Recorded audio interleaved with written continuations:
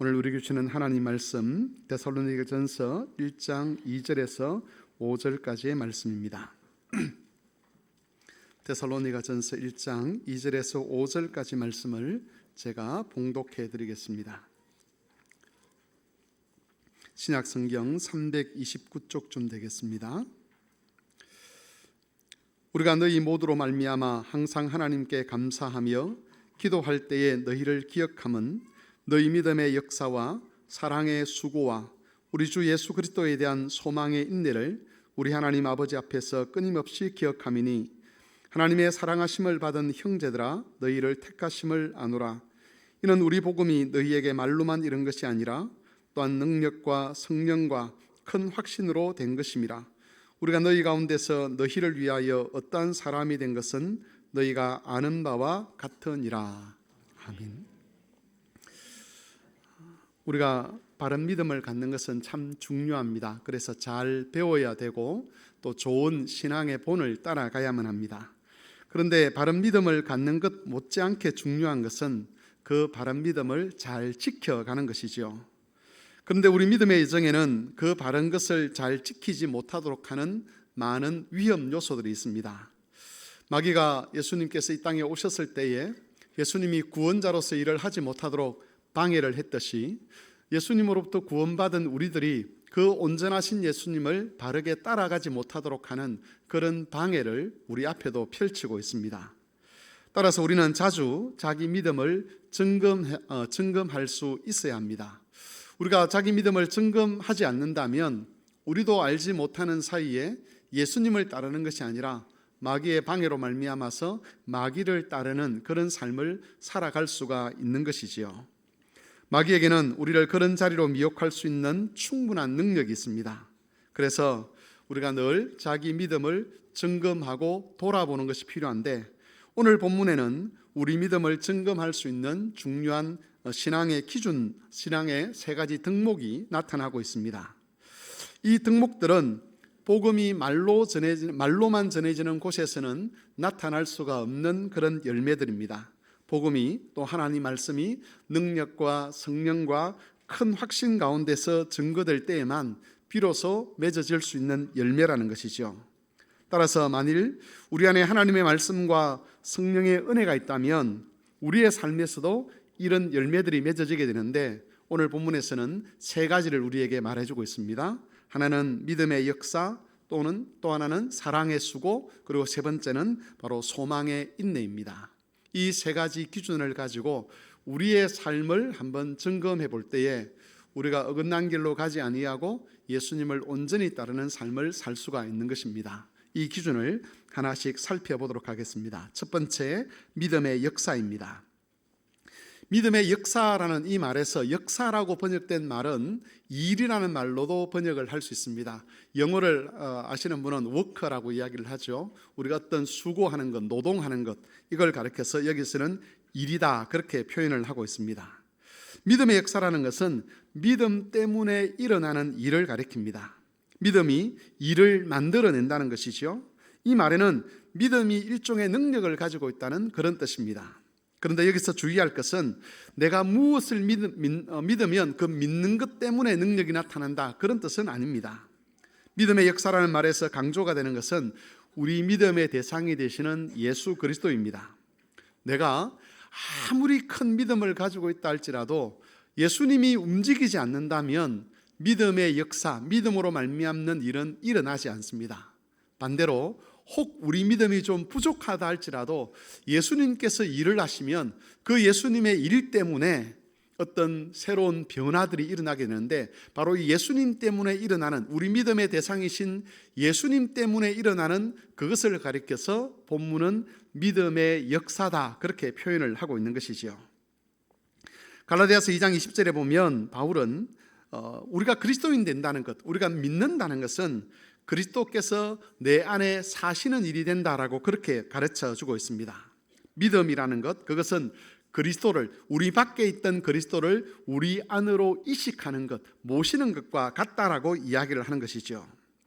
믿음의 역사라는 것은 이렇게 우리 안에 들어와 계시는, 우리 안에 계시는 그 그리스도 때문에 일어나는 모든 변화들을 가리킵니다.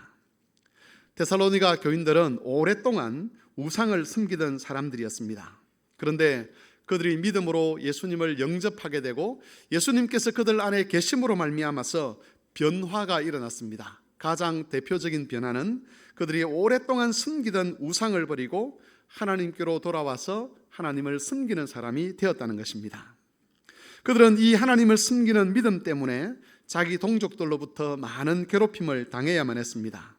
경제적인 자유를 박탈당하기도 하고 사회적인 지위나 명예를 빼앗기는 경우도 있었습니다. 우리식으로 이야기하면 버젓이 잘 다니던 직장을 빼앗긴다는 것이죠. 내가 사회적인 지위나 정치적인 영향력을 가지고 있었는데 그것까지 다 빼앗겼다는 겁니다. 그런데도 데살로니가 교인들은 그 빼앗긴 것에 연연해하지 않고 그것 때문에 당하는 어려움에 연연해하지 아니하고 오히려 재림하실 주님에 대한 소망 안에서 인내하는 모습을 나타내었습니다. 또한 자신들이 받은 복음을 다른 사람들에게 전하기도 하고 다른 사람의 믿음을 위해서 많은 수고와 고생도 마다하지를 않았습니다. 이런 모든 변화들은 그들 안에 그리스도께서 계셨기 때문에 일어난 변화였습니다. 그리스도께서 그들 안에서 새로운 지식을 주시고 새로운 소원을 주시고 새로운 능력을 주셨기 때문에 믿지 않았을 때는 일어날 수 없었던 그런 변화들이 이 데살로니가 교인들 안에 일어나게 된 것이고 바울은 그것을 지금 기억하고 하나님께 감사하고 있는 겁니다. 이게 바로 믿음의 역사이지요. 여러분, 성경에는 이런 믿음의 역사에 관한 이야기들로 가득 차 있습니다. 제자들이 예수님의 부름을 받았는데 그 제자들이 처음 부름 받았을 때에 대체로 그들은 믿음 없는 갈릴리의 촌부들에 불과했습니다. 하지만 그리스도께서 그 안에서 믿음의 역사를 일으킴으로써 나중에는 신약 교회의 기초가 되는 사도의 직분을 감당하는 경건한 사람들이 되었습니다. 믿음의 역사가 그들에게 일어난 것이죠. 저는 성경에서 삭개오라는 인물에 대해서 참 많은 관심을 가지고 공부를 했었습니다. 삭개오는 돈에 대한 욕심이 가득 차 있던 사람, 세리장이었습니다. 그리스도께서 그 삭개오마저도 변화시켜서 하나님 나라에 합당한 사람으로 바꾸어 주셨습니다. 그 결과 돈이 전부라고 생각하던 그 사람이 자기의 소유를 팔아 가난한 사람을 섬기고 또 자신이 사기친 것에 대해서는 율법의 가르침을 따라서 4배를 보상하는 일을 하기도 했습니다. 그런데 믿음의 역사에 대한 이런 이야기는 성경에만 나오는 것이 아니지요. 지금 설교를 하고 있는 저에게도 믿음의 역사가 있었습니다. 뿐만 아니라 설교를 듣고 있는 여러분들에게도 믿음의 역사가 있었을 것입니다. 그렇기 때문에 오늘 이 자리에서 저는 설교를 할 수 있는 것이고 여러분은 설교를 들을 수 있는 것이지요. 우리가 이미 체험한 것처럼 그리스도는 믿음의 역사를 만들어내시는 분입니다. 믿음의 역사는 내 안에 그리스도께서 지금 살아계신다는 것을 증명하는 증거들이 됩니다. 우리가 믿는 복음이 거짓이 아니다. 우리 하나님이 죽은 하나님이 아니라 죽은 일반 신들이 아니라 살아계신 하나님이시고 지금도 여전히 그 백성들 안에 일하고 계신다는 것을 나타내는 증거들, 그게 바로 믿음의 역사들이죠. 예수님 때문에 일어나는 변화들입니다. 여러분들 중에는 아직 믿지 않는 가족들을 위하여 그들의 믿음을 위하여 기도하는 분들이 있을 겁니다. 자녀들을 위하여 기도하는 분들이 있을 것인데 우리가 그렇게 기도할 수 있는 근거가 무엇이겠습니까? 그리스도께서 임재하시면 죄인이라도 죄를 회개하고 하나님께로 돌아와서 하나님의 참 백성이 될 수 있기 때문에 그렇습니다. 그리스도께서 그 사람 안에 역사하시면 자기의 허물과 죄를 깨닫고 자기는 그리스도 앞에서 죽어 마땅한 자라는 것을 알게 되고 회개할 심령을 가지고 하나님을 찾게 되는 것이고 또 하나님 말씀대로 살아가고자 하는 거룩한 소원도 가지게 되는 것이고 그런 것들이 그 삶의 변화를 일으키게 되는 겁니다. 뿐만 아니라 여러분, 우리가 기억해야 될 것은 이 믿음의 역사는 한 번으로 끝나지 않습니다. 바울은 데살로니가 교인들에게 믿음의 역사가 있다는 것을 기억하고 감사했습니다. 그러면서 동시에 그들의 믿음을 보충하기 위해서 다시 데살로니가를 방문하기를 원했습니다. 여기서 보충한다는 것은 이 믿음의 역사가 계속해서 지속되고 발전될 수 있도록 돕는 것을 의미합니다. 만일 예수님이 우리 안에 좀 살아계시다가 들어오셨다가 좀 머무시다가 떠나버리신다거나 아니면 죽어버리신다면 믿음의 역사라는 것은 중단되고 말 것입니다. 한두 번 정도 믿음의 역사가 일어나고 그걸로 끝이 난다는 것이죠. 하지만 예수님은 여전히 우리 안에 살아계신 분이시고 영원히 우리 안에 계실 겁니다. 살아계시기 때문에 계속해서 예수님이 살아있는 그 흔적들이 겉으로 나타날 수밖에 없는 것이죠. 따라서 우리가 이전에 내가 믿음의 역사를 한번 경험했다는 그것만 가지고 우리도 만족할 수가 없는 겁니다.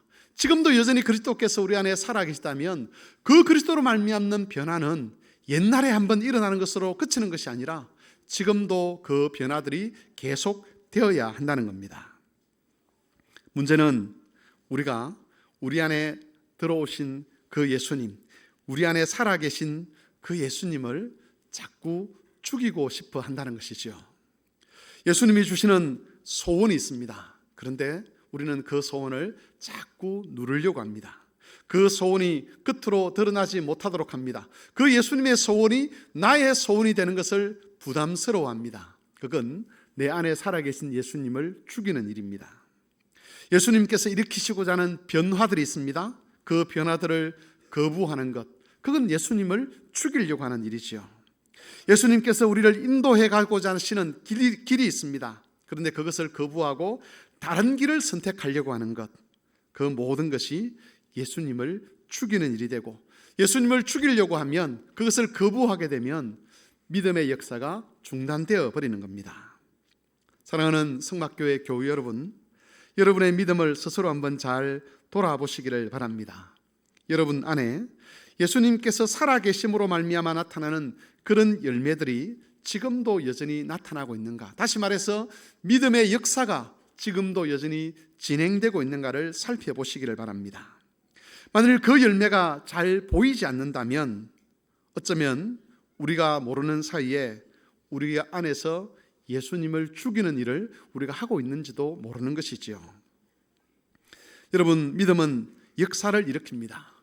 믿음이 역사를 일으킨다는 것은 예수님이 역사를 일으킨다는 뜻이지요. 예수님이 우리 안에 살아계신다면 그 예수님 때문에 생기는 변화가 없을 수가 없습니다. 만일 지금 자기 자신 안에 믿음의 역사, 믿음의 일을 확인할 수 없다면 우리는 그것을 애통해하며 그것을 위해서 기도해야 합니다.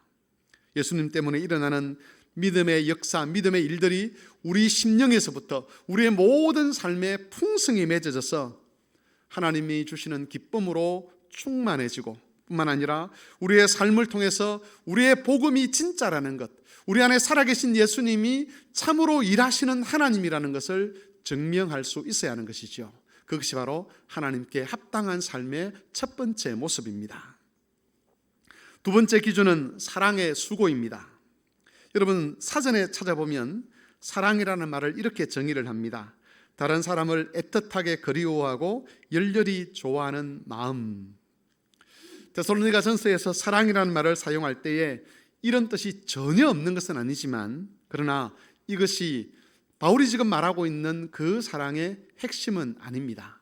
전에도 한번 말씀을 드렸지만 성경을 읽으실 때에 주의해야 될 것들이 여러 가지가 있는데 그 중에 하나는 우리가 이미 알고 있는 그 뜻을 가지고 성경을 해석하지 않도록 조심해야 한다는 것이죠.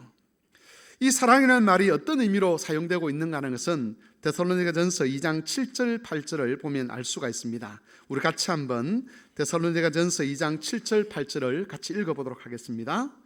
우리는 그리스도의 사도로서 마땅히 권위를 주장할 수 있으나 도리어 너희 가운데서 유순한 자가 되어 유모가 자기 자녀를 기름과 같이 하였으니 우리가 이같이 너희를 사모하여 하나님의 복음뿐 아니라 우리 목숨까지도 너희에게 주기를 기뻐함은 너희가 우리의 사랑하는 자 됨이라.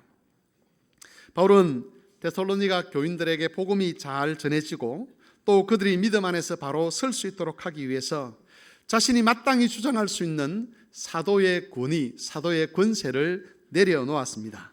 대신 유모처럼 아이를 섬겼다라고 되어 있는데 유모라고 번역하는 것보다 차라리 어머니라고 번역하는 것이 더 나을 겁니다.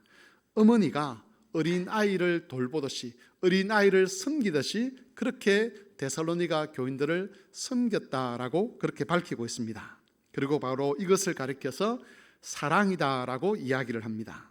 여기서 사랑이라는 것은 다른 사람을 믿음으로 굳게 세우려고 하는 기본적인 마음과 태도를 가리키는 것으로 사용되고 있습니다.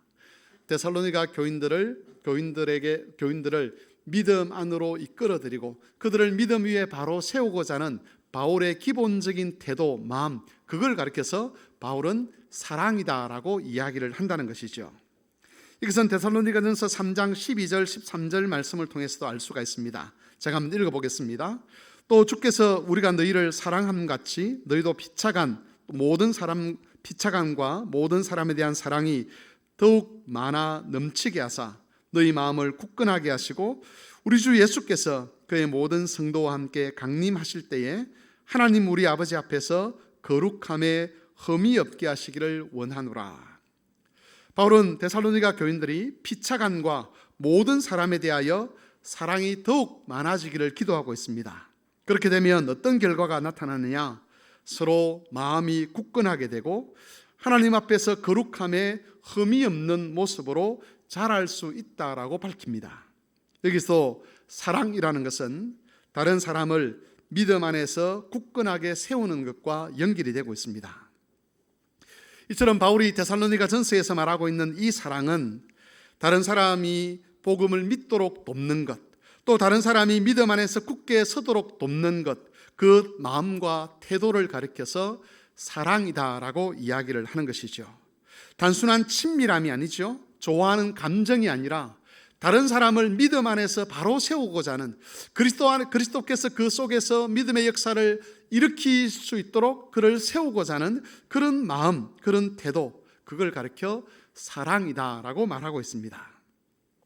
이 사랑이 어떻게 구체적으로 나타나야 하는가라고 하는 것은 5장 14절 15절 말씀에 잘 나타나는데 이 말씀도 같이 한번 읽어보겠습니다. 데살로니가 전서 5장 14절 15절 말씀 같이 읽겠습니다. 또 형제들아 너희를 권면하노니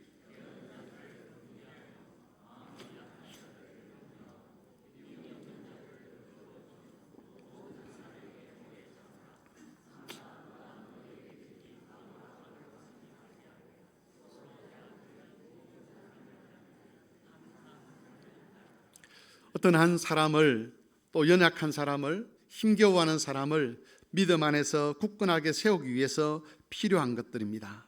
게으른 자들을 권계하고 마음이 약한 자들을 격려하고 힘이 없는 자들을 붙들어주고 모든 사람에 대하여 오래 참고 아무에게도 악으로 악을 갚지 않고 모든 사람을 대하여 항상 선을 따르는 것, 이런 삶의 태도를 가리켜서 사랑이다, 그렇게 이야기를 하는 것이죠.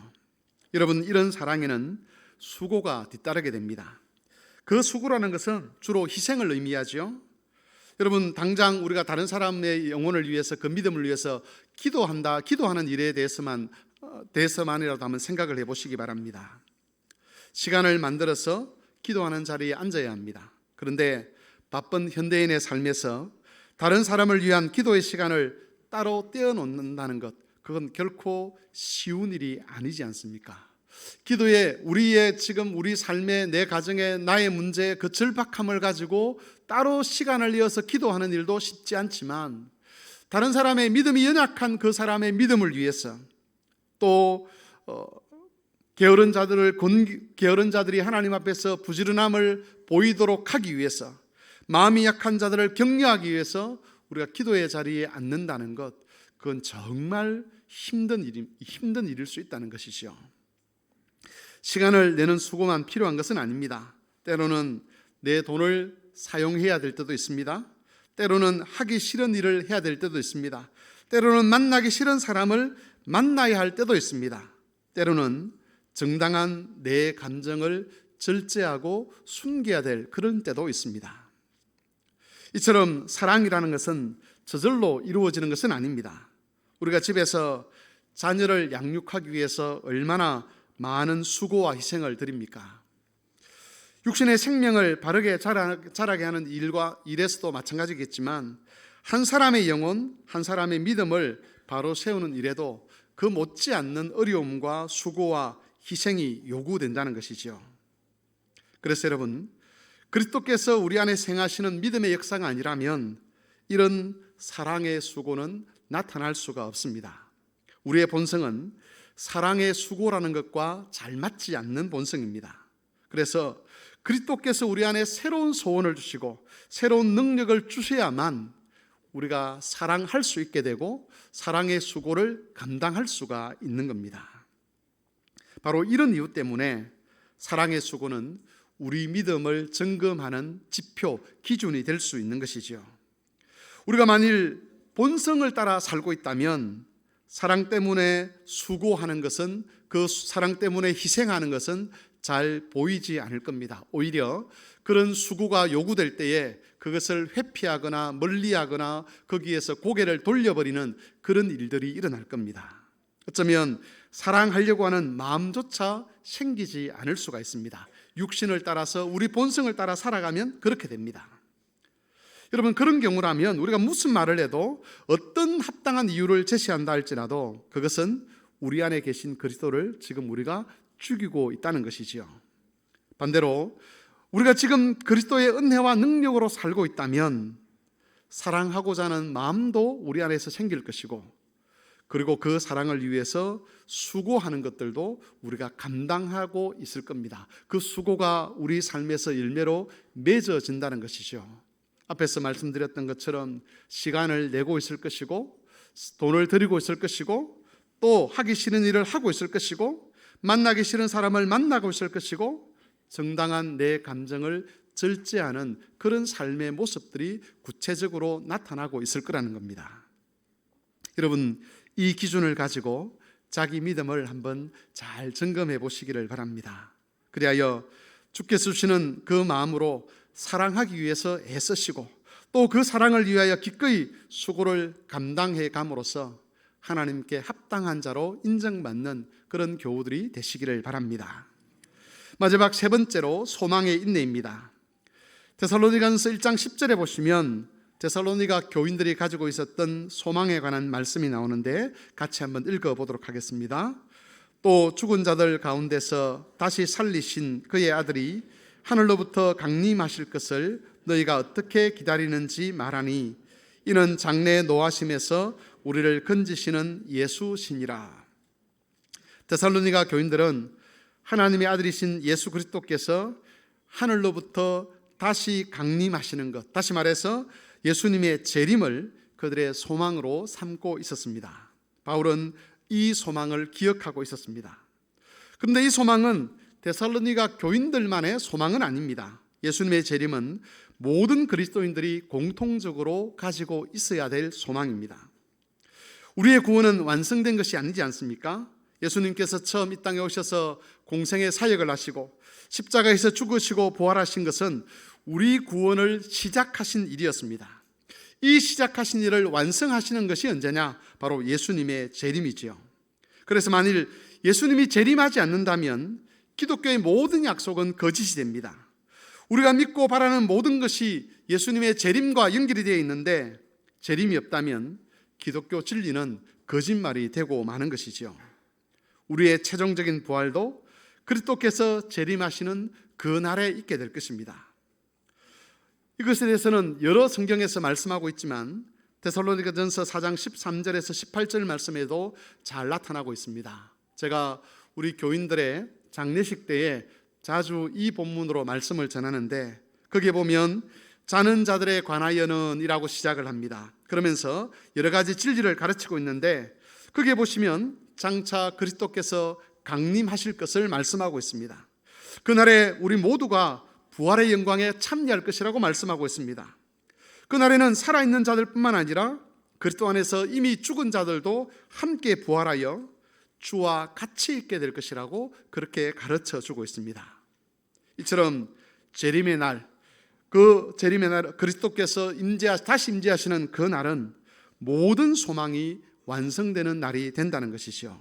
그래서 그리스도인이라면, 그리스도로 말미암는 구원을 받은 사람이라면 그 날을 기다리며 살아야 하는 것이지요. 그런데 현대 기독교에서는 이 재림에 대한 강조가 점점 희미해지고 있는 것이 사실입니다. 교인들이 하나님의 은혜에 대한 이야기를 많이 하긴 하지만 그 은혜를 주로 무엇과 연결을 시키냐면 이 땅에서 얼마나 편하게 살아갈 것이냐, 얼마나 아프지 않게 살 것이냐, 얼마나 경제적으로 어렵지 않게 살 것이냐는 그런 현실적인 문제들에게만 그걸 연결시키려고 한다는 겁니다. 하나님의 은혜를 현재 생활에서 불편함이 없고 어려움이 없는 거기에만 연결시켜서 이해를 하려고 하면 은혜에 대해서 오해를 하게 되고 은혜를 왜곡하게 됩니다. 여러분, 하나님이 약속하신 모든 은혜의 성취는 예수님의 재림에 맞추어져 있습니다. 그런데 그 재림을 빼버리고 지금 고통당하지 않는 것, 지금 아프지 않는 것, 지금 일이 잘 풀리는 거기에 은혜를 이야기하려고 하면 하나님의 은혜가 너무 하찮은 것이 되어버린다는 것이죠. 우리가 인정해야 될 것은 이 땅에서는 참 안식이 없다는 겁니다. 우리가 사는 이 세상은 공중 권세 잡은 자가 여전히 활동하고 있는 세상이고 여전히 죄가 있는 세상입니다. 그래서 병들고 아프고 고통스러운 일들이 반복적으로 일어날 수밖에 없습니다. 여러분, 우리는 병들 것입니다. 우리는 아플 것입니다. 생각지 않았던 일들 때문에 마음이 상하고 갈등이 생기고 때로는 깊은 슬픔에 빠지는 일도 일어날 것입니다. 그 속에서 우리가 기도할 때에 기도해도 하나님께서 응답하지 않는 것처럼 보이는 그런 일들도 많이 있을 것입니다. 그러므로 우리는 그리스도의 재림에 대한 이 소망을 잃어버리지 않도록 각자의 마음을 지켜가야만 합니다. 지금 이루어지지 않는 그 기도, 지금 이루어지지 않는 그 간구, 그 호소, 그것들이 완성될 날을 하나님께서 미리 약속하셨는데 이 땅에서 그것이 이루어지지 않는다라고 그렇게 우리가 애통해서는 안 된다는 것이지요. 고통이 올 때마다, 아픔이 느껴질 때마다, 삶의 무게가 느껴질 때마다 그리스도께서 다시 오신다는 것을 기억하고 그 날에 자기의 삶의 초점을 맞추었으면 좋겠습니다. 이것과 아울러서 지금 우리의 생활이 과연 그리스도의 재림을 기다리는 그 생활이 맞는지, 그리스도의 재림에 어울리는 삶이 맞는지도 점검해 볼 수 있었으면 좋겠습니다. 재림을 준비하는 사람과 그렇지 않는 사람은 같은 방식으로 살 수가 없습니다. 돈을 쓰는 것, 시간을 보내는 것, 사람을 만나는 것, 직장에서 일을 하는 것, 자녀를 양육하는 것, 이런 것 하나하나에서 다 차이가 날 수밖에 없는 것이죠. 주님이 다시 오셔서 우리의 삶을 헤아리실 때에 그 주님께서 네가 합당하게 살았다라고 인정받을 수 있는 그런 삶을 우리가 살아가야 하지 않겠습니까? 본문에는 소망과 인내를 하나의 쌍으로 묶어서 우리에게 가르치고 있습니다. 이것은 예수님의 재림을 소망하는 사람에게는 반드시 인내가 요구된다는 의미입니다. 앞에서 말씀드린 것처럼 우리는 예수님의 재림을 기다리며 육체의 고통을 참아가야만 합니다. 병드는 것을 감수해야 되고 삶의 무게를 감수해 가야만 합니다. 사랑하는 사람과의 이별을 감수해야 되고 그리움을 참아내어야 합니다. 뿐만 아니라 믿음 때문에 받는 학대나 손해가 있다면 그것도 감수해내어야 합니다. 이 세상이 아주 음란하지요. 아주 방탕합니다. 그런 세상의 유혹과도 싸워가야만 합니다. 그 싸움 중에 당하는 여러 가지 고통들이 있는데 그것도 우리가 감수해내어야 합니다. 그 모든 것이 소망의 인내에 해당되는 것들입니다. 하지만 성도 여러분, 우리의 소망은 참아내는 것, 인내하는 것으로 절대로 끝나지 않습니다. 제가 지난주에 읽었던 글귀 중에 마음에 아주 남는 글귀가 하나 있는데 그것은 이런 내용입니다. 생명은 죽음으로 끝나지 않습니다. 하나님이 우리에게 주신 약속, 그것은 폐기되지 않는다는 것이죠. 그리스도께서 재림하실 때에 우리의 모든 인내, 우리가 인내했던 모든 것들은 영광으로 바뀔 겁니다. 이 소망을 가지고 하나님이 허락하신 이 땅에서의 삶의 때를 잘 살아가는 그런 교우들이 되실 수 있었으면 좋겠습니다. 슬픔도 있고 아픔도 있고 고통도 있지만 영광의 날을 향해 우리가 가고 있다는 것을 기억하시면서 감사와 찬송을 이어가고 하나님이 주신 날들을 신실하게 채워가는 그런 성막의 교우들이 되시기를 바랍니다. 말씀을 정리합니다. 오늘 우리는 우리 믿음을 증거할 수 있는 세 가지 기준에 대해서 살펴보았습니다. 믿음의 역사, 사랑의 수고, 소망의 인내는 그리스도께서 우리 안에서 일하실 때 일어나는 열매들입니다. 이 열매들이 풍성하기를 기도했으면 좋겠습니다. 그리스도께서 우리 안에서 일하고자 하실 때에 기쁘게 그리스도께 순종하심으로 우리의 시간들이 이런 열매들로 가득 채워지도록 만드는 그런 삶을 살아갔으면 좋겠습니다. 그리하여 주님이 재림하실 그때에 우리의 삶의 열매들을 보신 주님께서 우리의 삶에 대해서 인정하시고 우리를 영광스럽게 하실 그 하나님의 복에 함께 참여하는 모든 교우들이 되시기를 바랍니다. 주님의 말씀을 생각하며 같이 기도하도록 하겠습니다. 우리 삶을 점검해 볼 수 있는 기준이 세 가지로 본문에는 제시되어 있습니다. 믿음의 역사, 사랑의 수고, 소망의 인내. 이것들이 우리 안에서 풍성한 열매로 나타나도록 하나님이여 우리를 도와주옵소서. 같이 기도했으면 좋겠습니다. 다 같이 기도하겠습니다.